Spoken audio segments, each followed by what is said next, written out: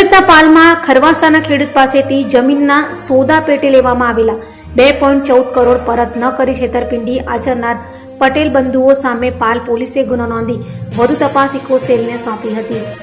સુરતની પાલ પોલીસ પાસેથી મળતી માહિતી મુજબ ખરવાસા ગામના ખેડૂત હેમાંગ નાયકે પાલ વિસ્તારમાં આવેલી 12,343 ચોરસ મીટર જમીન ખરીદવા માટે મયુર પટેલ અને મેહુલ પટેલ સાથે સોદો કર્યો હતો।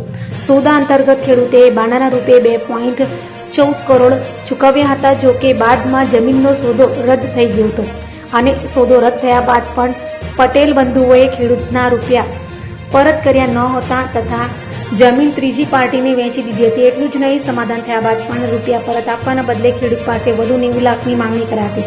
આખરે છેતરપિંડીનો ભોગ બનેલા ખેડૂતે પાલ પોલીસમાં ફરિયાદ નોંધાવતા પાલ પોલીસે મયુર પટેલ અને મેહુલ પટેલ સામે ગુનો નોંધી સમગ્ર મામલાની તપાસ ઇકો સેલને સોંપી હતી।